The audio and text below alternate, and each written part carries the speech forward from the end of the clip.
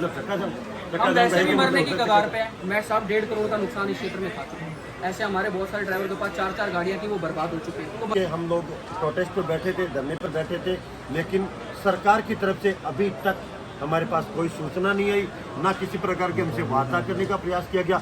अब हम जो शांतिप्रिय तरीके से बैठे थे, अब हमारे ड्राइवरों की सीमा है वो शांति की खत्म हो चुकी है। अब हम सड़कों पर उतरेंगे और जगह जगह हम चक्का जाम करेंगे और हम हमारा आक्रोश व्यक्त करेंगे।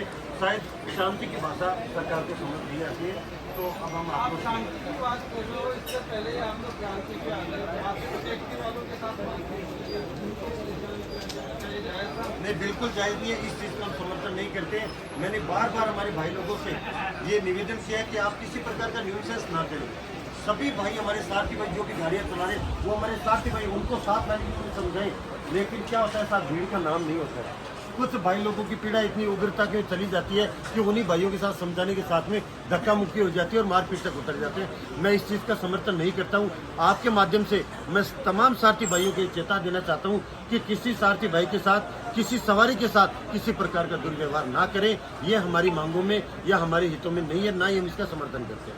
आपकी मांगों के बीच में हमने आम आदमी या जो है सवारियों से जब चर्चा की तो उनकी एक पीड़ा सामने आई कि जो ऐप ड्राइवर है, चाहे वो बाइक वाला हो, कैब वाला हो, टैक्सी वाला हो, कि यदि किलोमीटर कम है वो राइड तो लेते हैं लेकिन फिर आते नहीं और हमको कहते हैं कैंसिल कर दो।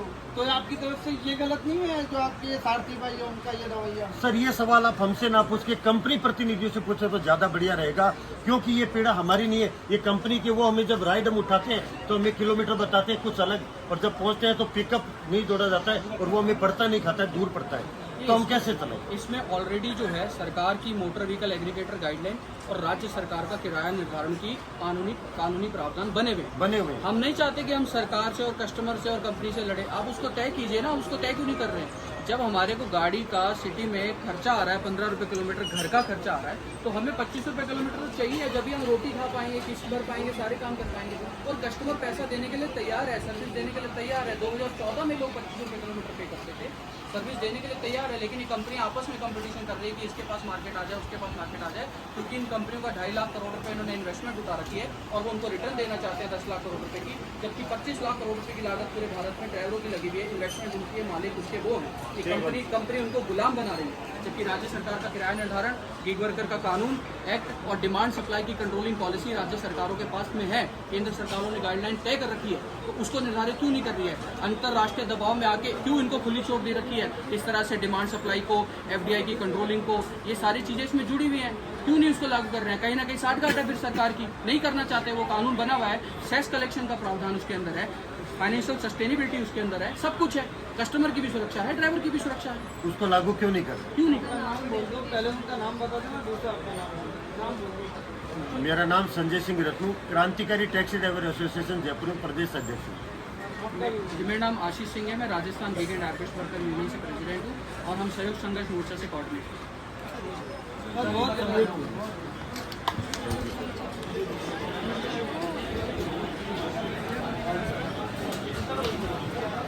ड्राइवर एकता जिंदाबाद, ड्राइवर एकता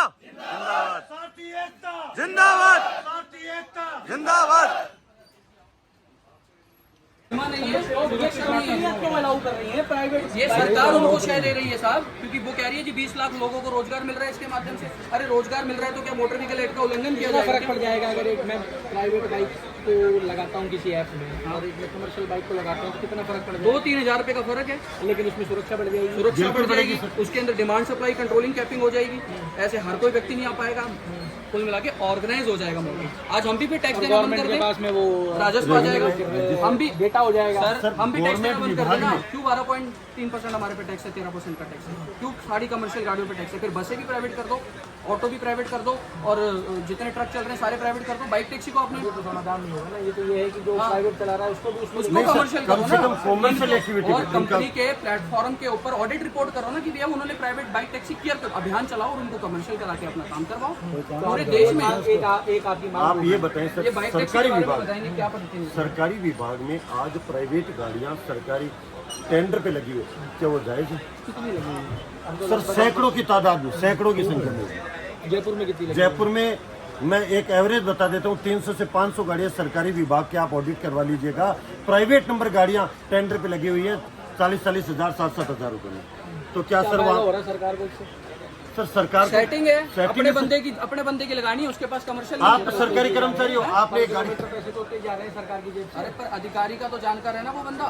सर अधिकारी जानकार के नहीं, हाथ में सरकार का डूब गया ना, टैक्स तो डूब गया ना, सरकार का टैक्स डूब गया और हमारा व्यवसाय खत्म हो गया। कंपनी गाड़ियाँ चलेंगी तो सरकार टैक्स पे नहीं करेंगे, तो वो ऐसी गाड़ियाँ खुद चल रही डिपार्टमेंट के अंदर, उनको अंकुश लगाया जाए, सरकार लगाए उनको। यही तो हमारी मांग है, गाड़ियों को गाड़ियाँ लगा लेते हैं। यही हमारी मुख्य मांग है। और ये ड्राइवर आयोग की भी मांग है ना, ड्राइवर आयोग की मांग पूरे देश में कम से कम 10 करोड़ की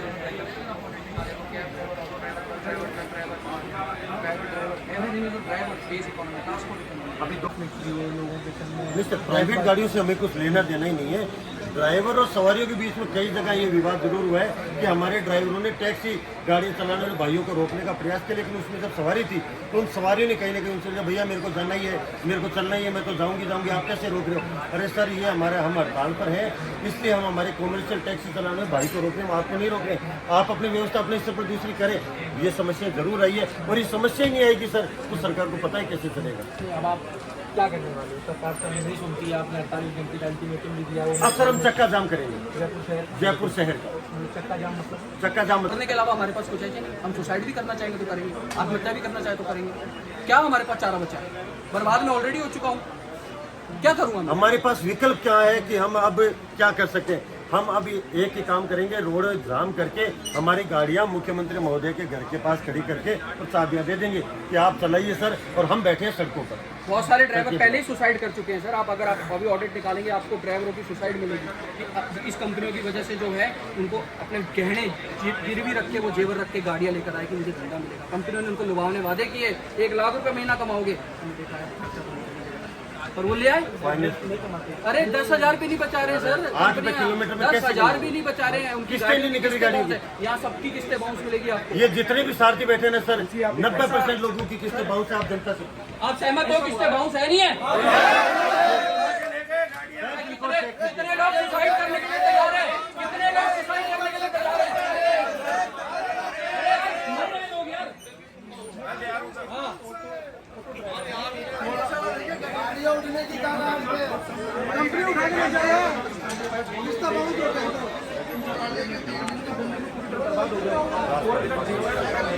उसने फ्लैट ले लिया 18,000 की किस्त उसकी करवा ली, 4,000 की ऑटो की किस्त पे नहीं कर पाए, मतलब किस्त तक नहीं दे पा रहे। तो बच्चों को पढ़ाना, उनकी सामाजिक आर्थिक सुरक्षा सुनिश्चित करना तो बहुत दूर की बात है, पढ़ा तक नहीं पा रहे बच्चों को।